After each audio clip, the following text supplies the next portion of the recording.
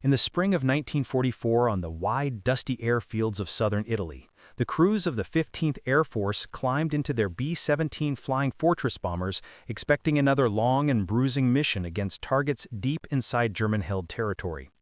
Most of them had flown dozens of sorties already. They knew the routine. Take off from Foggia, form up over the Adriatic, climb to 20,000 feet, and hope the flak over the Alps did not tear them apart. What they did not expect was the small wooden crate waiting in the briefing room that morning, or the quiet excitement on the faces of the ordnance officers. Inside the crate lay a single weapon that looked at first like an ordinary 1,000-pound bomb, except for the strange tail assembly bolted to its end. 4 flat fins extended outward like the vanes of a windmill, and near the rear was a small antenna designed to catch signals in midair. The officers called it Azon, short for azimuth only. The crews stared at it without understanding.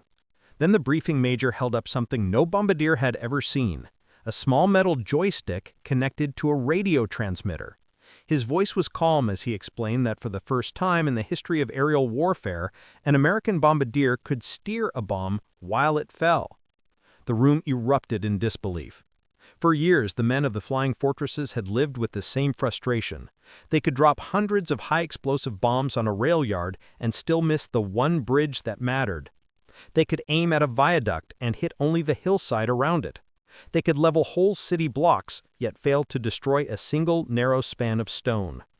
Bombs fell straight. That was the first rule of gravity, and every man in the room had accepted it as fact. Until that morning. One bombardier, a veteran of missions over Ploesti, whispered that it sounded like magic. Another joked that the next thing the engineers would do was teach bombs how to fly back home. But their laughter faded when the major explained what Azon could do. The bomb would drop normally at first, but once it cleared the bomb bay, the bombardier would flip a switch, activating the radio receiver in the tail unit. From that moment, the bomb would listen for commands: move left, move right, hold center. It was not a smart bomb, not yet. It could not track a target or adjust its height. It could only shift sideways, responding to radio pulses sent from the aircraft above. But that ability alone changed everything. The bombardier would no longer be a man hoping his aim was perfect. He would become a pilot, steering a falling weapon through the air. The briefing shifted to their first mission. The target was a bridge the Luftwaffe had repaired repeatedly, one that had survived thousands of pounds of ordinary bombs simply because none had struck its narrow spine. Dozens of crews had tried, all had failed. Azon was built for this moment.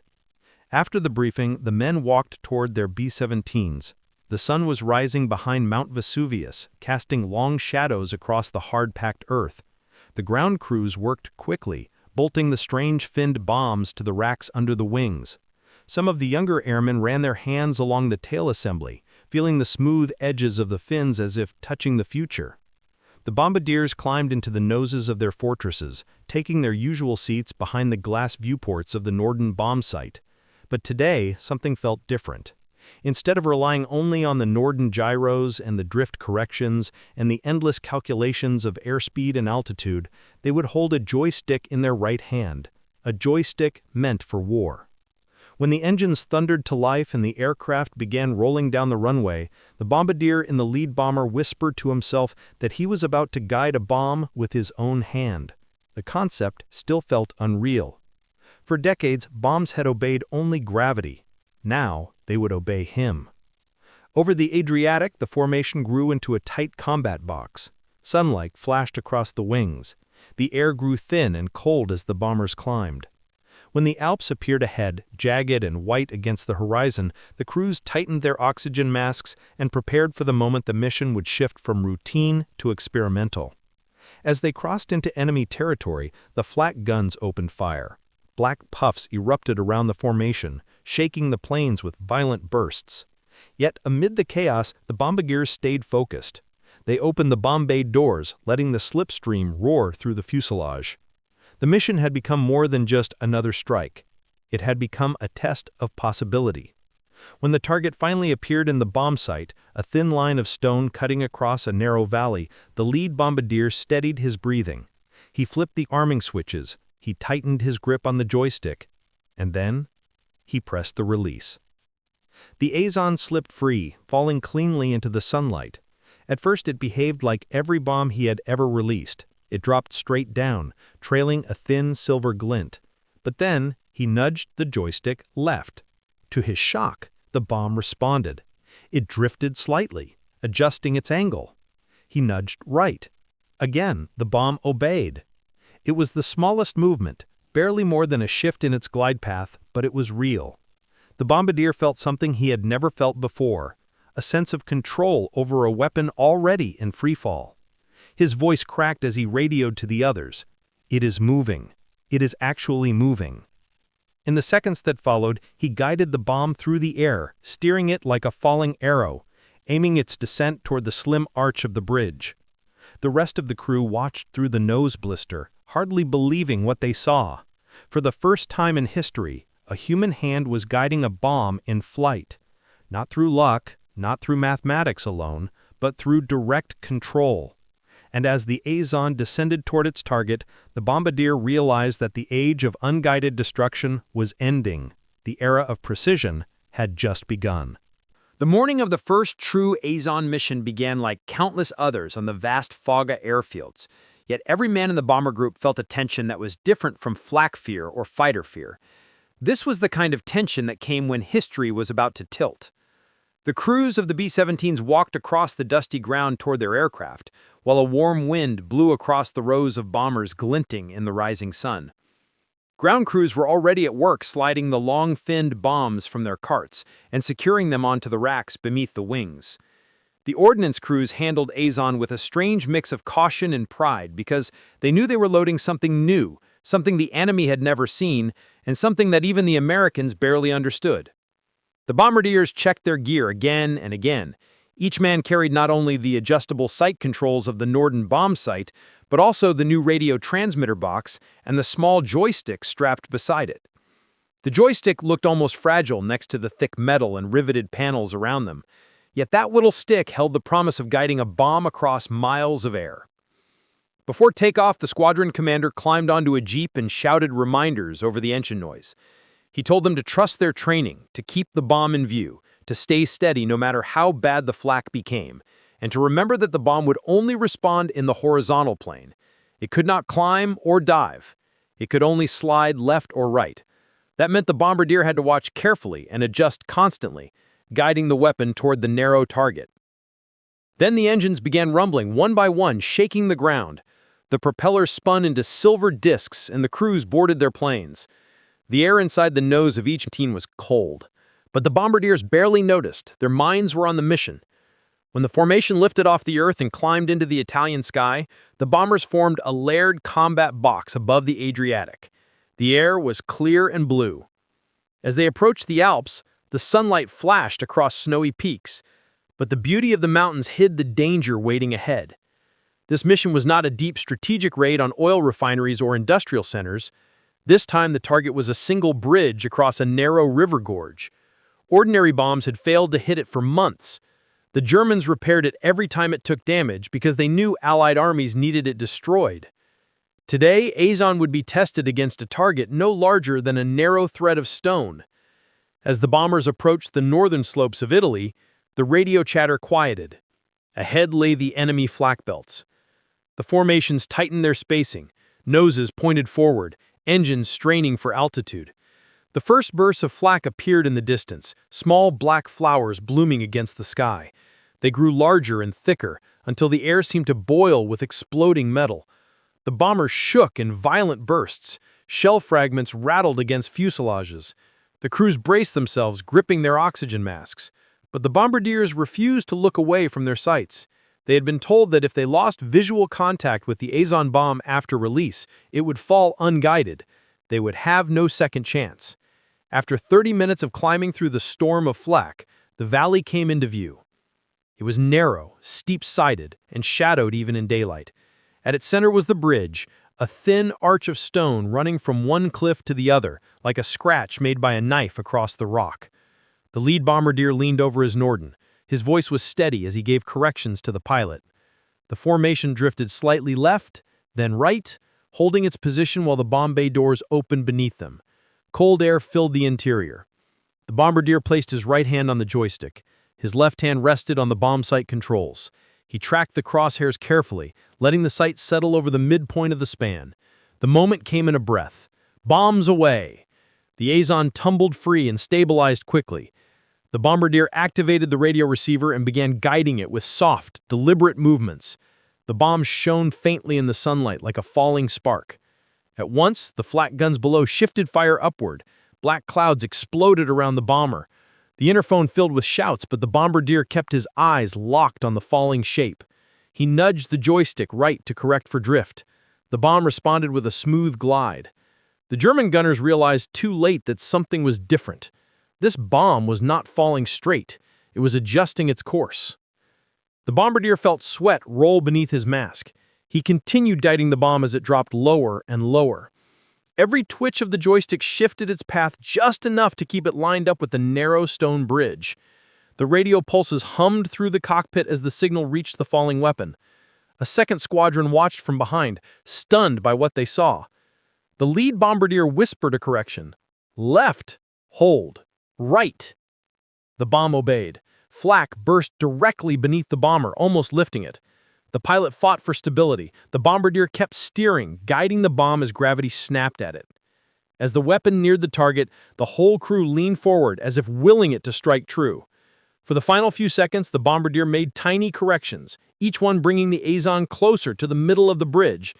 Then the view vanished in a burst of smoke as the bomb struck. The explosion split the stone span in a shower of dust and debris. The bridge broke at its center and folded into the ravine below. The radio came alive with disbelief. They hit it! They actually hit it! The second bombardier in the trailing aircraft whispered that it looked like the bomb had mind of its own. But the truth was stranger. It was the first time in the history of warfare that a man had guided a falling bomb to a pinpoint target with his own hand. As the formation turned for home, the crews felt something shift inside them. They had not just completed a mission, they had witnessed a new era begin. Azon had proved that precision bombing was no longer a dream, it was real. And this was only the beginning. The day after the first successful mission, the Bombardiers of the 15th Air Force gathered in a long canvas briefing tent, while engineers from the United States Army Air Forces prepared to explain the weapon they had just used. Many of the airmen still could not believe what they had seen. They had guided a bomb with their own hands, watched it shift in the air and strike a target that months of ordinary bombing had failed to destroy. Now they wanted to know how it worked. The lead engineer placed an Azon tail assembly on the table. Without the bomb body attached, it looked almost delicate. A metal skeleton with 4 flat fins extending outward and a small radio receiver embedded in the rear.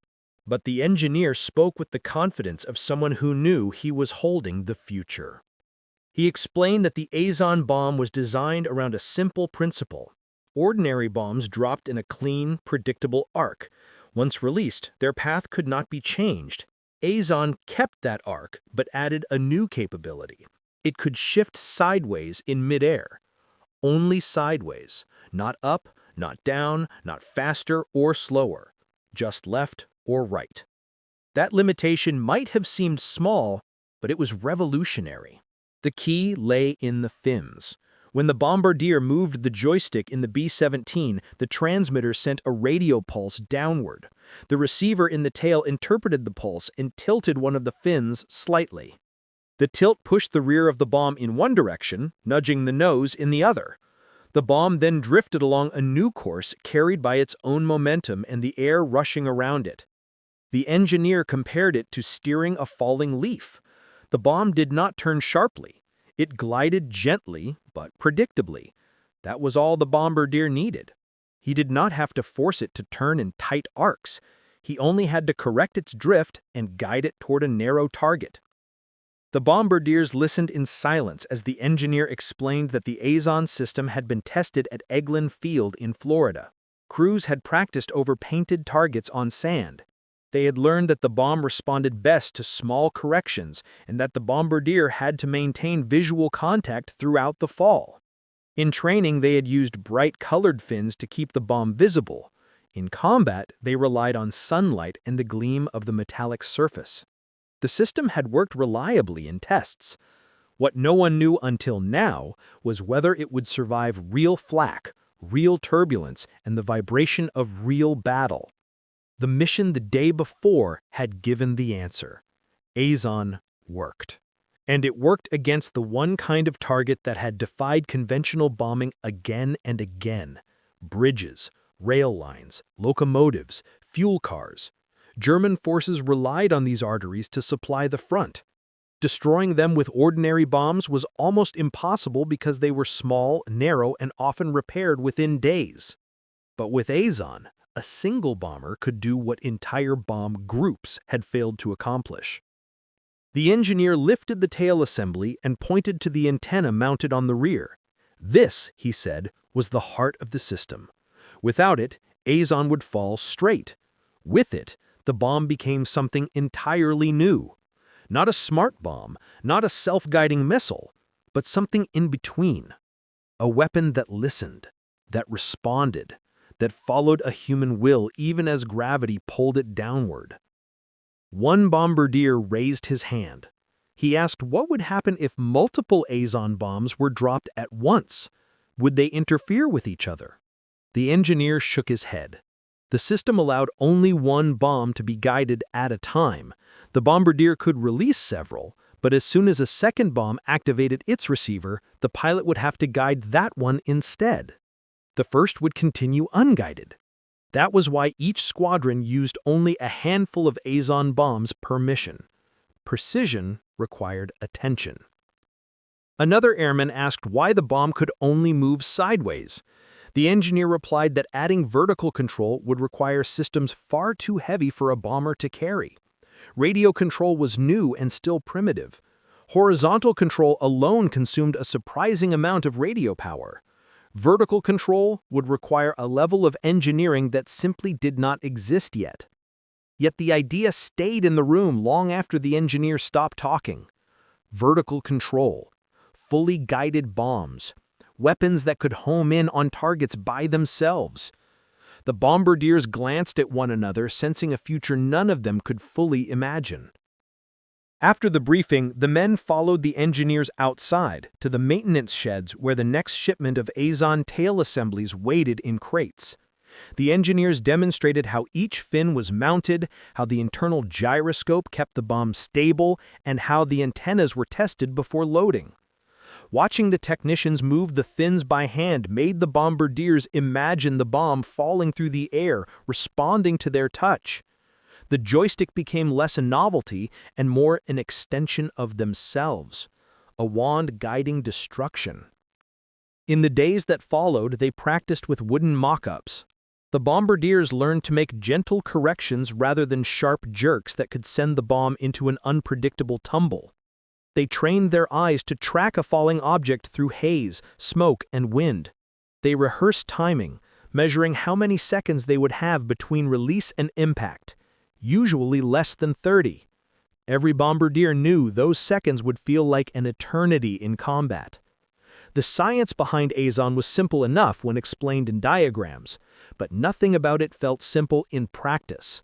It required a calm hand under fire, a steady eye in turbulence, and the ability to ignore exploding flak as the bombers pushed through German defenses.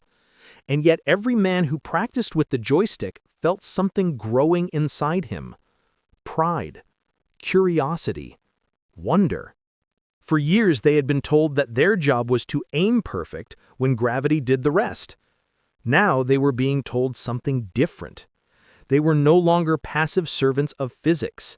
They were pilots guiding a weapon after it had already left the aircraft. They had rewritten a law of war. The final moment of the lesson came when the engineer closed the tail assembly and ran his hand over the fins. He told the bombardiers something they would never forget. If you can guide a bomb even a little, then the enemy will never again feel safe behind small targets.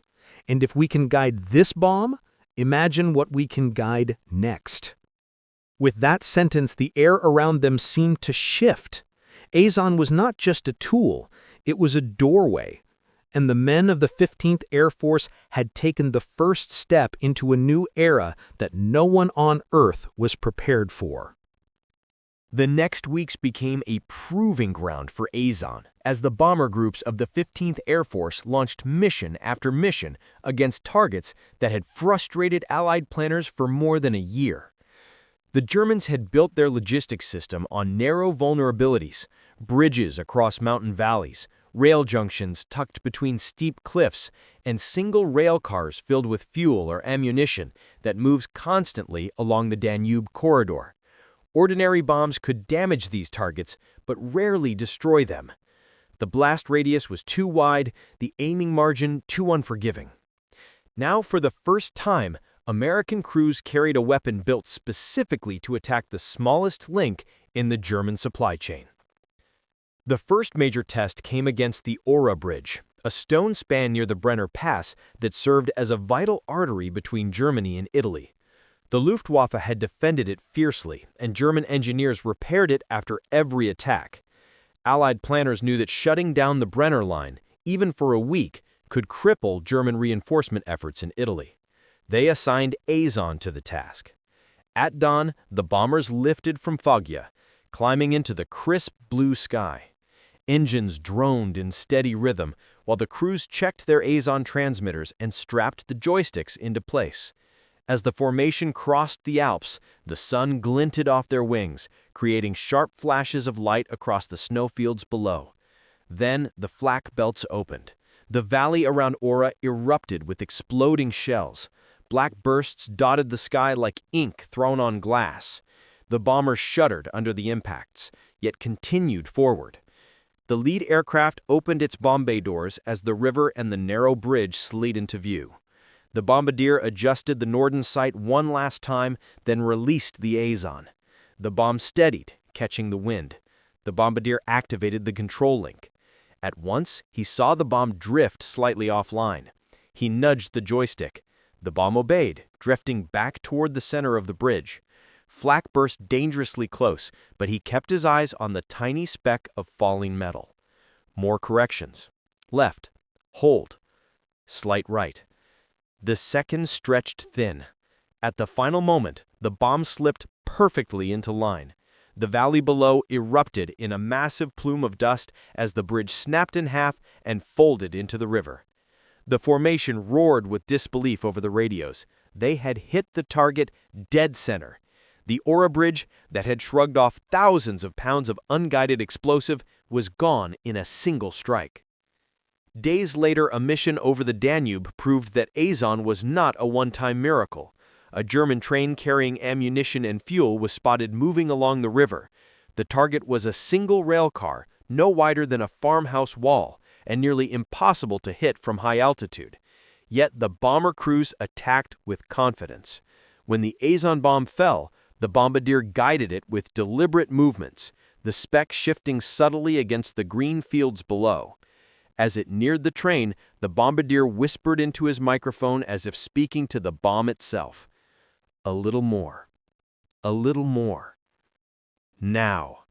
The explosion tore the train apart in a blast of fire and smoke, sending debris into the air like scattered embers. The rail line was severed. German troops scrambled to understand how a single bomb could cut a moving target with such precision. The next missions were even more ambitious.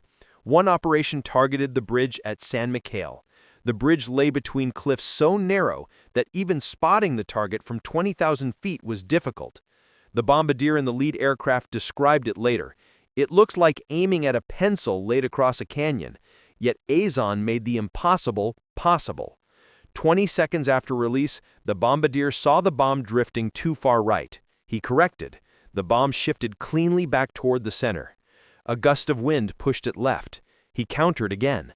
Back and forth the corrections guided the weapon with a grace no unguided bomb had ever shown.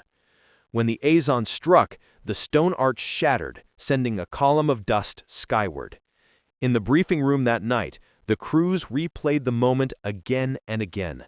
They had done something no bomber group in Europe had done before. They had steered destruction onto a target barely wider than the wings of their aircraft. Soon, commanders realized Azon could reshape the entire strategy of the air war. Instead of flattening entire towns to destroy a rail yard, they could send a handful of B-17s armed with Azon. Instead of sending 1,000 planes to damage a key bridge, they could send one squadron. Instead of praying for good luck, they could rely on human skill. In missions over the Balkans, Azon bombs cut bridges that the Germans considered untouchable because they were protected by terrain rather than concrete. One target was a steel span crossing a deep gorge in Yugoslavia. For months, it had stood as a lifeline to German troops. The gorge made a direct hit nearly impossible until Azon arrived. The formation flew through heavy clouds, emerging just long enough for the bombardier to spot the bridge. He released the bomb, knowing he would only have seconds to correct its path. He guided it through turbulence, tracked it through the shifting haze, and watched as it dropped cleanly onto the steel spine. The explosion echoed off the cliffs. The bridge fell in a twisting scream of metal. German reports later described the strike as shocking and precise beyond expectation. But perhaps the most remarkable Azon attack was the destruction of a single stalled locomotive near the Austrian border. The train had been hidden under camouflage netting, surrounded by trees. Yet an Azon bomb curved gently toward it, as if drawn by intent. The blast engulfed the locomotive and lit the surrounding trees in bright flame. The bombardier who guided that strike told his crew afterward that it felt less like dropping a bomb and more like pointing a finger at the target and commanding it to die. With each mission, word spread through the ranks. Azon was changing the war. It was not loud like napalm or overwhelming like area bombing. It was quiet, precise, disciplined. It gave a single bombardier the power to change the course of a battle with one well-guided drop. And though the world would one day remember radar bombs, laser bombs, and GPS-guided weapons, the men who flew in 1944 knew the truth. The first step toward modern precision did not begin with a satellite or a computer.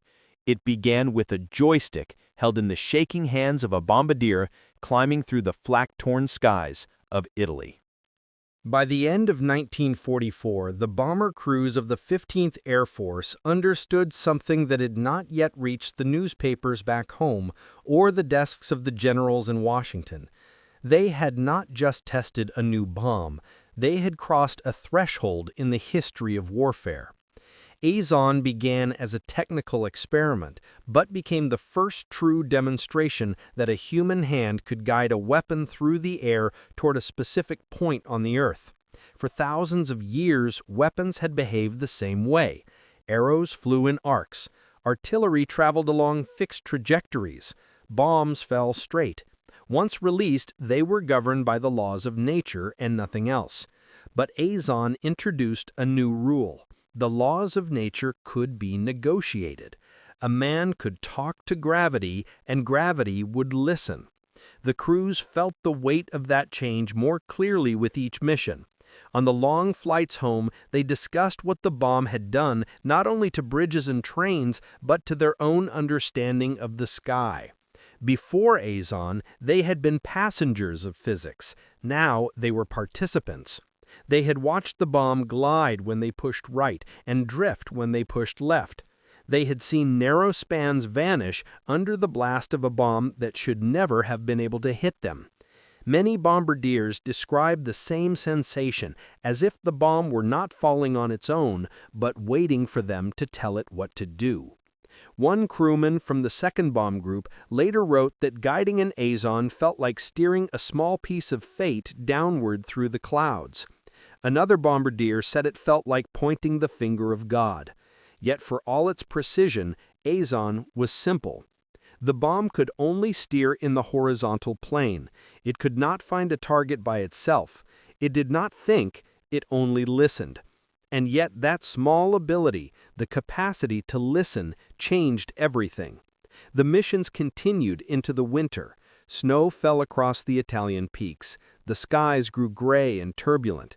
Yet Azon continued hitting targets that conventional bombs could not.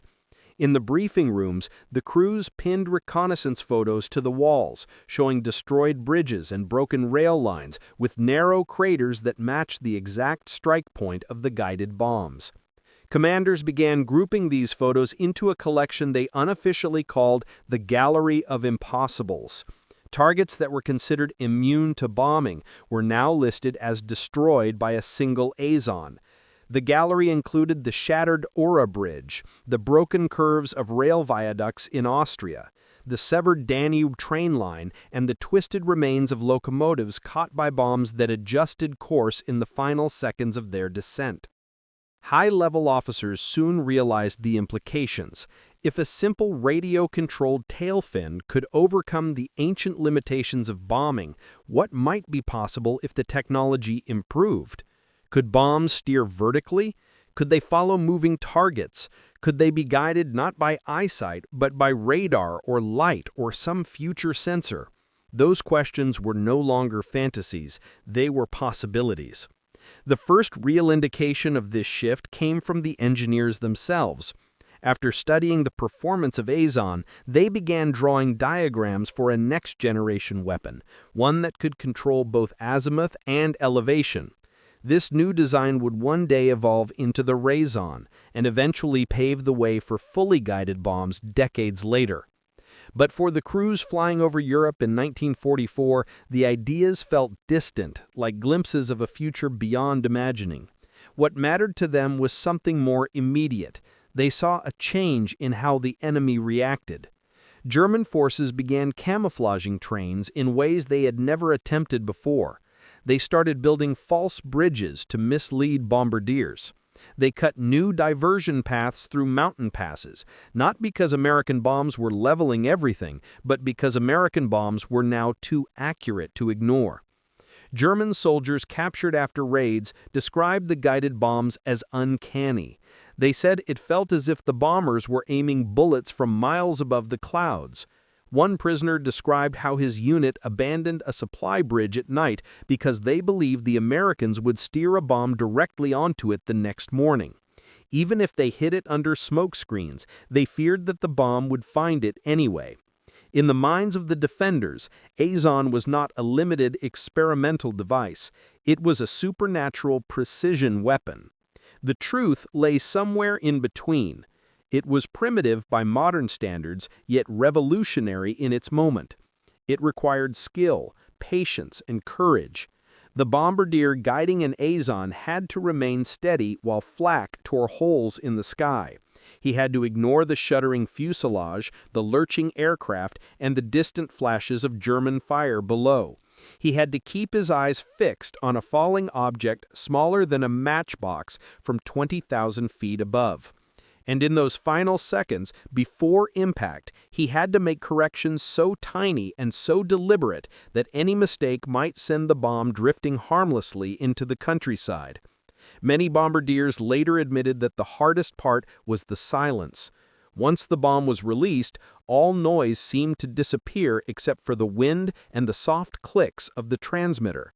In that silence, they felt the weight of responsibility. They were guiding destruction with their own hand, and every correction, every twitch of the joystick became a moral choice as much as a tactical one. Yet they continued because the mission required it, and because they understood what was at stake. When the war ended and the world turned its attention to reconstruction, Azon faded quietly from public memory. Larger, more advanced guided bombs would take the spotlight in the decades that followed. But historians would one day look back and recognize the truth. The first time a man steered a bomb in combat, the first time a weapon listened to human control while falling through the sky, the first time precision became possible was over Italy in 1944. It was not lasers or satellites that opened the door to modern warfare. It was a bombardier in a freezing glass nose compartment, gripping a trembling joystick while flak blossomed around his aircraft. It was a 1,000-pound bomb shifting sideways through the air, obeying radio commands from 20,000 feet above. That moment marked the birth of guided warfare. And though Azon would be overshadowed by the systems that came after it, the men who flew those missions knew something no one else did. They had been present at the dawn of the future. They had watched the sky itself change. They had seen the first bomb that did not simply fall. It turned.